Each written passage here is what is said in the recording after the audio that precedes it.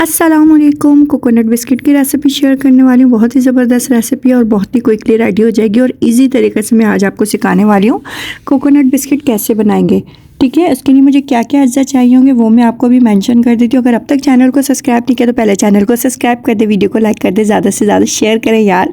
चलिए रेसिपी की तरफ चलते हैं। इसके लिए मुझे क्या क्या अज्जा चाहिए होंगे। 1 कप ले लिए मैंने चीनी, मतलब 1 कप चीनी इतनी है। 100 ग्राम चीनी ले लिया मैंने। 150 ग्राम मैदा ले लिया है और आधा खाने का चम्मच बेकिंग सोडा ले लिया है। 1 कटोरी मैंने ले लिया है कोकोनट, पिसा हुआ खोपरा, और क्या नाम है, 1 से थोड़ा सा कम मैंने ले लिया है, मतलब आप कह सकते हैं आधी कटोरी ले लिया मैंने घी। ठीक है, घी ले लिया, ऑयल नहीं लिया है मैंने। ठीक है, 1 कटोरी में अब पहले आप बाउल ले लें कोई सा, उसके अंदर घी निकाल लेंगे हम। ये होगा 6 से 7 चम्मच खाने वाले घी ले लिया मैंने। तो छोटी वाली जो कटोरी होती है ना वो ले लिए मैंने। ठीक है, अच्छा वैसे ग्राम में आप मालूम करेंगे तो ये 100 ग्राम होगा। 100 ग्राम मैंने ये ले लिया है। 100 ग्राम मैंने चीनी ले लिया है।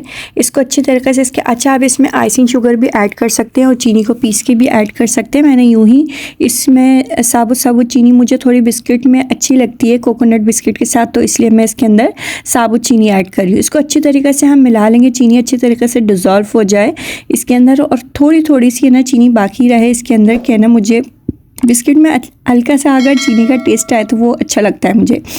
ठीक है, मैंने इसलिए अपने लिए बना रही हूँ, तो मैंने इस वजह से मैं आपको ये रेसिपी शेयर कर रही हूँ। अगर आप इसमें आइसिंग शुगर डालना चाहें तो आप आइसिंग शुगर डाल सकते हैं। चीनी को पीस के वो इसके अंदर ऐड करें, उसमें इतनी मेहनत नहीं लगेगी। और ये देख सकते हैं आप, कलर चेंज हो चुका है, वाइट हो गया है। घी और चीनी को मैंने अच्छी तरीके से मिक्स कर लिया। उसके बाद ये देख सकते हैं आप लोग, वाइट हो चुका है ये, और काफ़ी हद तक ये चीनी इसके अंदर डिज़ोल्व हो चुकी है। उसके बाद मैं क्या करूँगी, इसके अंदर मैं डाल दूँगी मैदा। जो मैंने मैदा ले लिया है, मैदा इसके अंदर हम लोग ऐड कर देंगे। उसके बाद इसको अच्छी तरीक़े से हम मिला लेंगे। उसके बाद इसके अंदर जो मेरे पास मैंने इसके अंदर बेकिंग पाउडर भी मैदे के अंदर ही हम डाल देंगे और इसको इसके अंदर डाल देंगे। उस अच्छी तरीके से घून लेंगे। थोड़ा सा दूध ले लें, दूध की मदद से दूध इसके अंदर थोड़ा सा डालते रहें। जैसे हम आटा गूंथते हैं ना, वैसे ही इसको हमने गूंथ लेना है और 20 से 25 या आधे घंटे के लिए आप इसको रख देंगे रेस्ट करने के लिए। ठीक है, रेस्ट दे देंगे इसको आधे घंटे के लिए। फिर इसके अंदर हम इसकी एक रोटी बना लेंगे। अच्छा, मैंने इसके अंदर खोपरा डाल दिया। खोपरा डालने के बाद इसको अच्छी तरीके से हम गूंथ लेंगे कि ये खोपरा और जो ये मेरे पास मिक्सचर है ये एक जान हो जाए। थोड़ा सा पहले हमने दूध डालना है, थोड़ा सा दूध डाल के इसको अच्छी तरीके से गूंथ लेना है, क्योंकि ये बिल्कुल भी गीला ना हो जाए ज़्यादातर और ये बिल्कुल भी टाइट ना रहे, बिल्कुल ही सॉफ्ट सा है ना इसका बैटर बन जाएगा। और इसको हमने इस तरीके से, देख सकते हैं आप लोग कितना सॉफ्ट सा बन गया है ये।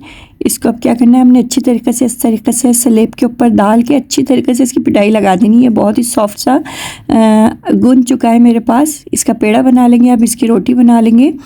रोटी बनाने के बाद अच्छा आपने जितना मोटा जो कहते हैं ना, जितना मोटा बिस्किट रखना है उतना रखें। मैं थोड़ा कम रख रही हूँ तो इसलिए मैं थोड़ी पतली रोटी बना रही हूँ। आप थोड़ा मोटी बना सकते हैं क्योंकि ये फूलता भी है बिस्किट। ठीक है, वो बहुत बड़े तो मोटे तो बुरे लगते हैं, तो इसलिए थोड़ी पतली रोटी बना लें, उसको कटर से काट लें। आपको रेसिपी कैसी लगी ज़रूर बताइएगा। और मैंने 180 पे इसको बेक कर लिया। अच्छा, आप इसको विदाउट ओवन भी बना सकते हैं और विद ओवन भी बना सकते हैं। ठीक है, मैंने विद ओवन बनाया इसको, विदाउट ओवन नहीं बनाया। आप इसको पतीली में बना सकते हैं। बहुत ही ज़बरदस्त से मेरे बिस्किट रेडी हुए थे, आप देख सकते हैं, और कलर भी बहुत ज़बरदस्त आया था। मैं तो बहुत इंजॉय किया था। आपको रेसिपी कैसी लगी ज़रूर बताइएगा। मिलती हूँ नेक्स्ट रेसिपी में, नेक्स्ट वीडियो में। जब तक के लिए अपना बहुत सारा ख्याल रखें, हमें दुआओं में याद रखिएगा। अल्लाह हाफिज़।